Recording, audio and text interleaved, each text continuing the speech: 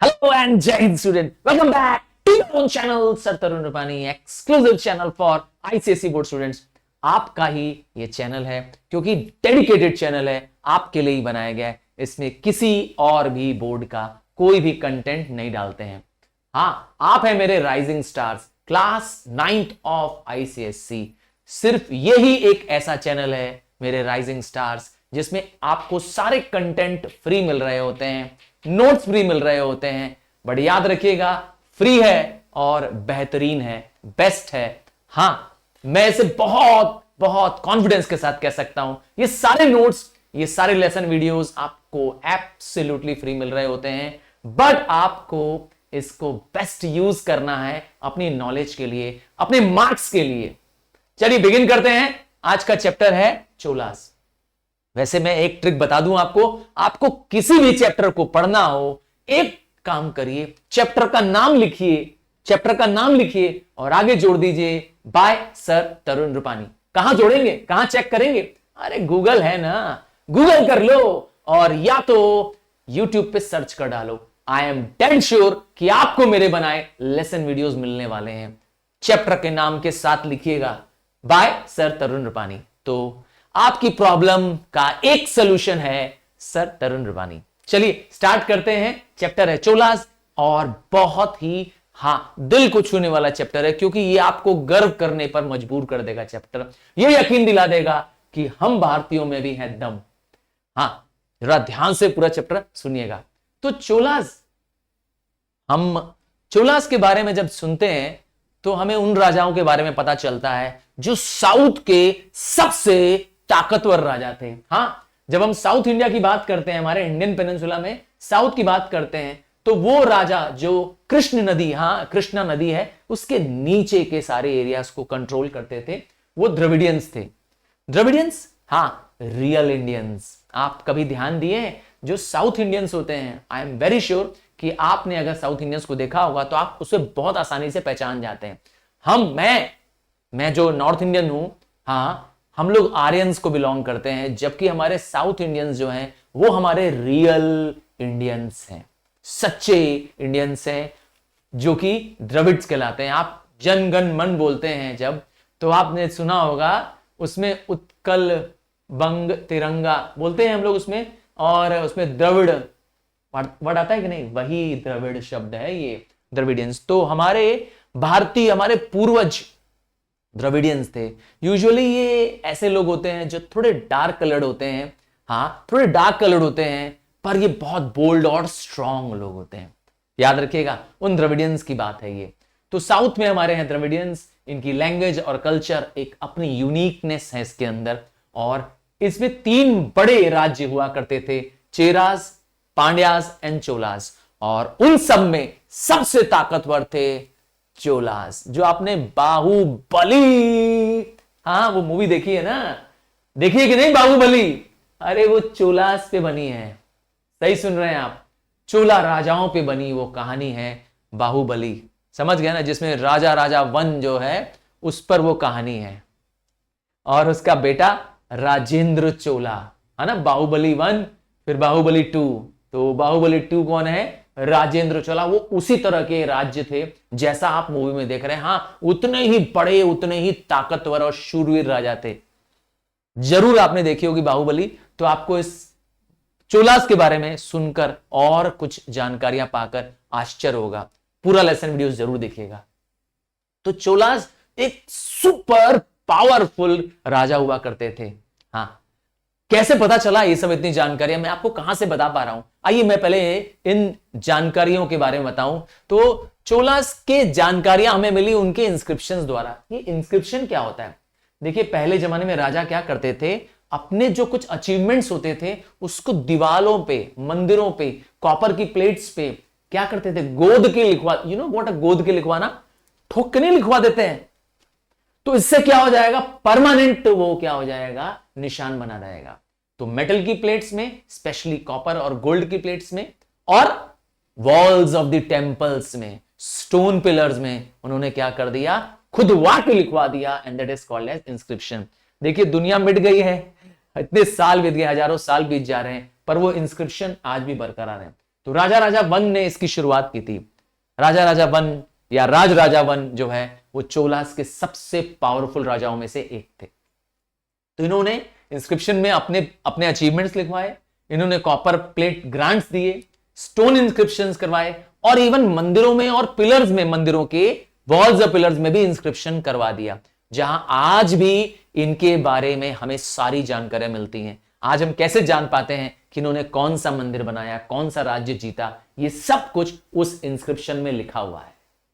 और copper plates की कुछ खास बातें हैं। आइए मैं आपको कुछ कॉपर प्लेट्स दिखाऊं, और आप देखेंगे कुछ तमिल में, कुछ तमिल भाषा में ये प्लेट्स में लिखा हुआ है, ये कॉपर की प्लेट्स हैं। हाँ देखिए साफ साफ इसमें आप देख रहे होंगे कि इंस्क्राइब्ड किया गया है। आज तक ये प्लेट्स सुरक्षित हैं। हाँ आज तक। तो क्या है इस प्लेट्स में? इन प्लेट्स को कहते थे एनबिल या करांदी। हाँ एनबिल और करांदी तमिल वर्ड है इस प्लेट्स का। और ये प्लेट्स के अलावा कन्याकुमारी स्टोन है, जहां पर राजा ने अपने अपने अचीवमेंट्स के बारे में लिखा। क्या था इस प्लेट्स में, आप ये जानना चाहते होंगे। तो इन प्लेट्स में स्पेशली चोला एडमिनिस्ट्रेशन के बारे में जानकारी है, जहां से हम आज जान पाए कि किस तरह से राज्य चल रहा था। और तो और राजा ने किसको गिफ्ट दिए, कुछ दान दिए, स्पेशली मंदिरों को बहुत ज्यादा दान मिलता था उस जमाने में। और तो और ब्राह्मण्स को जो राजा दान देते थे, ये सब कॉपर प्लेट्स में लिख दिए जाते थे, ताकि ये हमेशा के लिए हो जाए, कोई इसे छीन ना पाए। ये records of grant of village, जैसे पुजारियों को, मंदिरों को दान में रुपए पैसे नहीं देते थे, दान में पूरा गांव दे देते थे। दान में पूरे कई कई सारे गांव दे देते थे, और तो और जमीनों के हिस्से दे देते थे। ये राजा करते थे, तो कॉपर प्लेट में लिख देते थे। और तो और राजा अगर कोई टेंपल बनवा रहा है, कोई नई भगवान की मूर्तियां बनवा रहा है, ये सब कुछ भी कॉपर प्लेट में लिखा रहता था। कई बार तो राजा ने अगर कोई नए ऑर्डर दिए हैं कि राज्य में ये नया टैक्स लगने वाला है, ये भी इंस्क्राइब्ड हो जाता था कॉपर प्लेट्स में। तो ये काम था कॉपर प्लेट्स का। आइए एक और बहुत खूबसूरत, बेहद आश्चर्यजनक जानकारी आपको देने जा रहा हूं, और वो है चोलास का बनाया गया टेंपल। जो साउथ इंडियंस थे, द्रविडियंस थे, उनका टेंपल बनाने का स्टाइल हमसे अलग है। और वो ये कि इन लोग जब टेंपल बनाते हैं तो उसमें बहुत विशाल, बहुत ऊंचा शिखर बनाते हैं, जिसे विमाना कहते हैं, टावर ऑफ दी टेंपल कहते हैं। बहुत ऊंचा। कितना ऊंचा? आइए अभी आश्चर्य हो जाएगा जब मैं ये फैक्ट और फिनोमिनाज आपको बताऊंगा। तो बृहदेश्वरा टेंपल, जिसे राज राजा टेंपल भी कहते हैं, राज राजा ने बनाया है तो उसी के नाम से है। इस खूबसूरत से टेंपल को जरा एक बार झलक देख लीजिए। क्या जबरदस्त ये टेंपल आपको दिख रहा है। शायद आप कल्पना भी नहीं कर पाएंगे इस टेंपल की कुछ अनोखी जानकारियां। आज भी साइंस इस पर रिसर्च कर रहा है कि कैसे उस जमाने में, जब टेक्नोलॉजी नहीं थी, मोटार मतलब उस समय सीमेंट नहीं था, क्रेन नहीं थी, तो कैसे ये 80 टन जानते हैं कितना होता है? 1 टन 1000 किलो होता है, और 80 टन मतलब हो गया 80,000 किलो का ये वजनी पत्थर इतना ऊपर, ये 216 फीट, हाँ 216 फीट ऊपर कैसे पहुंचा? 216 फीट, जिसका मतलब होता है 66 मीटर ऊंचा। सोचिए 8000 किलोग्राम। मैं इस नंबर से, जिसको हम 80 टन के हिसाब से कह रहे हैं, 80 टन का वजनी पत्थर 21 मंजिल ऊपर चढ़ाना है। सोचिए आज भी हमारे पास ऐसी क्रेन्स नहीं है जो आसानी से चढ़ा पाए। सोचिए उस जमाने में हमने बिना क्रेन से, बिना इलेक्ट्रिक लिफ्ट से, बिना किसी डिवाइस के यह साबित कर दिया कि Indian architecture, Indian level of architecture was marvellous, world class. आपको पता है ये जो टेंपल है बृहदेश्वरा टेंपल, ये यूनेस्को की वर्ल्ड हेरिटेज साइट में है। तो आइए साउथ के टेंपल्स के बारे में जानें। साउथ में जो टेंपल्स में है उसमें बड़े बड़े तोरण द्वार बनाए जाते हैं, गेटवे बनाए जाते हैं, नाम होता है गोपुरम। और जहां मंदिर में मेन मूर्ति रखी गई होती है जिस जगह पे, जिसको हम श्राइन कहते हैं, उस जगह को कहते हैं गर्भगृह। क्या चीज कहते हैं? गर्भगृह। जैसे इस मंदिर के इसके ठीक नीचे होगा, सेंटर में होगा इसके गर्भगृह, और ठीक ऊपर क्या है देख रहे हैं, ये बड़ा सा टावर बना हुआ है, इसे कहते हैं विमाना या टावर। ठीक है। और जो इमेज है ज्यादातर स्टोन की या ब्रॉन्ज की होती है, ईश्वर की जो इमेज है, और एक बड़ा सा मंडप है, ये आप देख पाएंगे, इसमें मंडप देख पाएंगे। मंडप मतलब होता है, हाँ वैसे शादी का भी मंडप होता है, क्या कहते हैं, दूल्हा दुल्हन शादी के मंडप में रहते हैं, है ना। तो ये है मंडप, इतना बड़ा सा हॉल है, ये देखिए आप देख पा रहे हैं। इसके अंदर क्या होगा, यहां पर ऑडियंस हॉल है, यहां पर लोग भगवान के दर्शन करने के बाद प्रेयर्स के लिए बैठ सकते हैं, पूजा कर सकते हैं। हाँ, जैसे आप भी मंदिर में गए होंगे तो आपने देखा होगा कि जहां भगवान की मूर्ति है उसके ऊपर ठीक ऐसे विमान बना हुआ है, टावर बना हुआ है, और उसके आगे एक पिलर्ड हॉल है, एक पिलर का बना हॉल है, ओपन हॉल है, और वहां लोग बैठ सकते हैं। उसी हॉल की बात कर रहा हूं। हमने भी, यस, हम नॉर्थ इंडियंस ने भी यही टेंपल के स्ट्रक्चर को बनाया है। तो चोलास के टेंपल की खास बात है उनके ऊंचे विशाल टावर्स और स्पेशियस कोर्टयार्ड।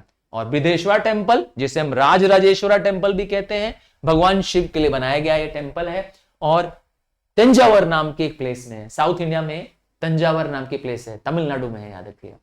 और राजराजा वन ने इसको एक बेहतरीन द्रविडियन स्टाइल के, साउथ इंडियन स्टाइल के टेंपल के रूप में बनाया है। क्या खास बात है, मैंने दिखाया आपको टेंपल का ये जो टॉप का स्ट्रक्चर है, कितना ऊंचा है टेंपल, मैंने बताया टेंपल की हाइट है 66 मीटर, मतलब 216 फीट। अगर आप फ्लोर में नापना चाहते हैं, मंजिल में नापना चाहते हैं, तो लगभग 21 मंजिल। सोचिए, आज के जमाने में जो बॉम्बे या दिल्ली में जो हाई राइजिंग बिल्डिंग्स होती है उसके बराबर की बात कर रहा हूं। यहां पर देखिए, ये है वो टॉप पर मंजिल के, यस, विमान के टॉप पर लगा हुआ 80 टन का, 80 टन मतलब हो गया 80,000 किलोग्राम का भारी ये पत्थर। ये एक सिंगल पीस ऑफ स्टोन है, एक सिंगल ब्लॉक ऑफ स्टोन है। 7.6 मीटर इसकी जो हाइट है 7.6 मीटर है। ये इतना वजनी पत्थर, इतना भारी पत्थर ऊपर मंदिर के विमान के टॉप पे लगा दिया गया है। Just imagine, it is impossible, incredible till today. आज भी सोचिए, ऐसा करना लगभग असंभव के बराबर है। उन्होंने उस जमाने में कर दिया जब कोई टेक्नोलॉजी नहीं थी। और क्या है इस मंदिर के अंदर, इस मंदिर के अंदर एक विशाल श्राइन हाउस है, जिसे हम गर्भगृह कहते हैं, और उसमें एक जाइगेंटिक, एक विशाल शिवलिंग है। सही सुन रहे हैं आप, एक शिवलिंग है जो कि सिंगल रॉक का बना हुआ है, और वो शिवलिंग भी लगभग 2 फ्लोर जितना बड़ा है। सही सुन रहे हैं, 2 फ्लोर मतलब होता है 2 मंजिल जितना बड़ा है। इमेजिन करिए, आप कल्पना करिए कितने बड़े शिवलिंग की मैं बात कर रहा हूं। तो ये है पावर साउथ के राजाओं का। और ऑल मैजेस्टिक, ऐसे सारे मैजेस्टिक टेंपल्स बनाने वाले चोलास थे। राजराजा चोला उनमें से सबसे बेहतरीन राजा माने जाते हैं। आइए कुछ चोला डायनेस्टी की बात करते हैं। तो चोला डायनेस्टी की शुरुआत क्या राजराजा ने की? नहीं, शुरुआत की फाउंडर थे विजयला। ये शुरुआत कहां की? तंजावर में, जो कि उसकी कैपिटल थी। चोलास की कैपिटल तंजावर। राजराजा वन के बारे में कुछ, तो राजराजा वन विजय चोला के जो पोते आए उसके बाद की जनरेशन है, मतलब ये 4th जनरेशन है।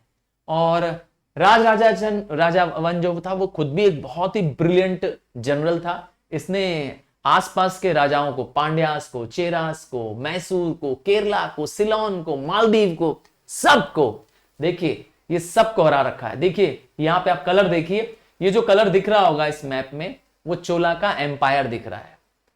ये जो कलर आपको दिख रहा है, ये चोला का एम्पायर है। मैं ब्लैक कलर से इसमें आपको क्या करता हूं, पॉइंट आउट करता दिखाता हूं।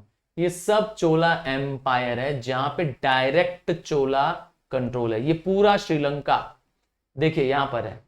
ये रही तंजावर, उनकी कैपिटल, दिखा आपको।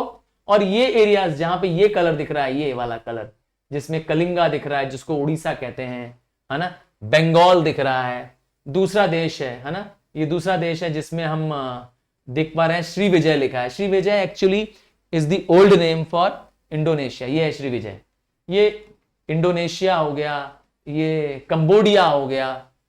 तो ये सारे भी प्लेसेस ये सब प्लेसेस चोलास ने जीत ली थी। इमेजिन करिए क्या जबरदस्त नेवी रही होगी चोलास के पास कि वो यहां से निकल करके इतने दूर दराज के राज्यों को भी जीत लिया था। यही है मैंने कहा गर्व की बात।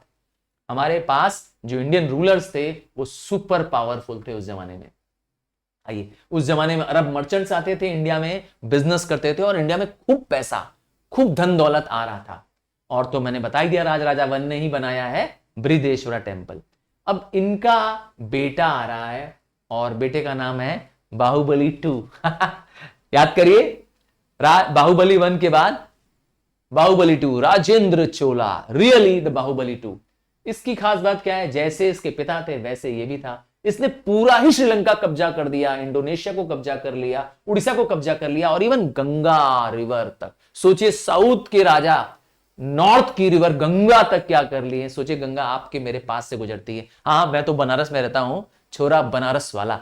हाँ, तो सोचिए यहां तक जो गंगा गुजर रही है, यहां तक क्या किया इसने, अपना राज्य स्थापित कर दिया। So mighty, so powerful was the Chola king. और तो और जब चोला आर्मीज ने महिपाला किंग ऑफ बंगाल थे, जब इनको हरा दिया, राजेंद्र चोला खुद उस आर्मी को लीड कर रहे थे। हाँ, वो फ्रंट से आगे बढ़ करके चोला आर्मी को लीड कर रहे थे। जब महिपाल को हराया, बंगाल के राजा को हराया, तो उन्होंने इस विक्ट्री को सेलिब्रेट करने के लिए अपनी टाइटल ले ली गंगई कोंडा, अर्थात गंगा को जीतने वाला, गंगई कोंडा। और अपनी एक नई कैपिटल भी बनाई, नाम रखा गंगई कोंडा चोलापुरम।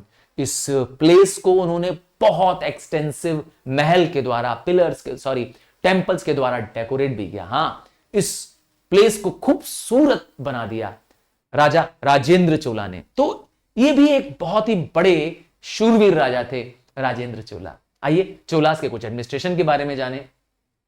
चोला का एडमिनिस्ट्रेशन बहुत ऑर्गेनाइज था, बहुत सिस्टमेटिक था। राजा सर्वशक्तिशाली था, सारा कंट्रोल राजा के हाथ में था, सारा एडमिनिस्ट्रेशन राजा के हाथ में था। राजा अकेले नहीं काम करता था, राजा को काउंसिल ऑफ मिनिस्टर्स एडवाइस देते थे, उस तरीके से राजा काम करता था। राजा का जो राज्य था वो मंडल्स में, जिसको हम प्रोविंसेस कहते हैं। हाँ, प्रोविंस जिसका हेड कौन होता था, कोई ना कोई राजकुमार होता था। Prince was the head of the province. राजा के जो संतानें होती थी वो इस मंडल्स के हेड होते थे और इनको फर्दर डिवाइड किया जाता था, वलनाडु एंड नाडु। हाँ, तमिल नाडु, तो नाडु मतलब गांव, समझ जा जी। देखा तो तमिलनाडु गांव, नाडु से ऊपर वलनाडु, वलनाडु से ऊपर मंडलम और मंडलम के ऊपर राज्य, किंगडम। तो इस तरीके से प्रोविंस बनी थी। अब गवर्नमेंट कैसे काम करती थी, जब हम नाडु की बात करते हैं, नाडु मैंने बताया विलेज, तो जब विलेज की बात करते हैं तो विलेज में 3 लेवल्स पर विलेज असेंबलीज थी, उर, सभा और नगरम। पहले बात करते हैं उर की। उर क्या है? उर is assembly of the village, मतलब आम जनता की असेंबली। इसमें कोई भी विलेज का व्यक्ति, कोई भी गांव का वासी, कोई भी ग्रामीण इसका मेंबर बन सकता है। तो any villager and all villagers were the member of the उर। ठीक है, हर क्लास के लोग। तो सभा किसके लिए? सभा वॉज एन एक्सक्लूसिव ब्राह्मण असेंबली। गांव में जितने भी ब्राह्मण हैं उनकी एक अलग मीटिंग होती है, एक अलग ग्रुप है, नाम है सभा। इसमें सिर्फ ब्राह्मण मेंबर्स होंगे। और नगरम किसकी है? नगरम भी एक असेंबली है मर्चेंट्स की। ये वो मर्चेंट्स हैं, ट्रेडर्स हैं, जिसका मार्केट में कंट्रोल है। बड़े व्यापारियों का ये समूह है। जैसे आजकल CII चलती है ना, confederation of chambers of commerce, नाम सुना है? चैम्बर्स ऑफ कॉमर्स जैसे आजकल होते हैं, हाँ, जिसमें हर बड़ी इंडस्ट्री का लीडर जो है मेंबर होता है। वैसे उस जमाने में इसका नाम नगरम हुआ करता था। अब चोला की एक बहुत ही यूनिकनेस थी जो मुझे लगता है आज हम लोग को भी सीखनी चाहिए, कि उन्होंने सारा पावर अपने टेम्पल्स को दे रखा था। राजा खुद बड़े बड़े विशालकाय टेम्पल्स बनवाता था और टेम्पल्स को डोनेट करता था। लैंड टेम्पल को डोनेट कर देते थे बड़े हिस्से का रेवेन्यू, कि इस 10 गांव का लगान इस टेम्पल को जाएगा। तो इसे नाम दिया गया था देव दान या देव दंड। हाँ, जब बड़ी बड़ी लैंड टेम्पल्स को दे दी जाती थी, नाम दे दिया था देव दया या देव दान। राजा करते थे, कई कई गांव, 10 गांव, 20 गांव क्या कर दिया, मंदिर को दान में दे दिया, इस तरीके से। और मंदिर को सेंटर माना गया, क्योंकि हर बड़ा काम मंदिर में होना था। फेस्टिवल मनाना है, आ जाओ मंदिर में। स्कूल, अरे भैया कोई अलग से स्कूल नहीं है, मंदिर ही स्कूल है। और कोई फेस्टिवल के अलावा कोई सोशल गैदरिंग्स करनी है, कहीं मीटिंग करनी है, तो कहां जाएंगे? मंदिर में आएंगे। तो मंदिर को क्या बना दिया गया? सारे सोशल कामों का एक कॉमन प्लेस बना दिया। यहां पर सारे काम हो रहे हैं। और तो और मंदिर अपने आप में ही बहुत सारे लोगों को काम देता था। बहुत सारे लोग मंदिर में काम करते। राजा के बाद अगर सबसे ज्यादा नौकरी कोई दे रहा था तो मंदिर अपने आप में सब कुछ था।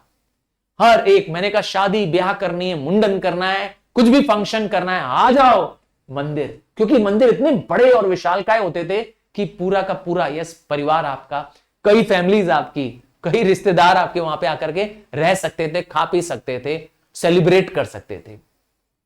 मंदिर में सब तरह के काम होते थे। मंदिर में लोगों के लिए, वेलफेयर के लिए बहुत सारे, जो मंदिर के वर्कर्स थे उनके लिए भी प्रावधान था। उनके लिए खाना, रहने की जगह, हाउसिंग, हां, जो मंदिर की सेवादार थे उनकी बात कर रहा हूं, उनके लिए सर्वेंट क्वार्टर्स, उनके लिए फूड, वाटर, सबकी फैसिलिटीज थी। मंदिर मतलब अपने आप में सब कुछ था। अपने आप में एक तरह से कहूं टाउनशिप था, समझ लो। और तो और मंदिर में एजुकेशन, एस्टेब्लिशमेंट ऑफ हॉस्पिटल, देखा, सब कुछ मंदिर में है।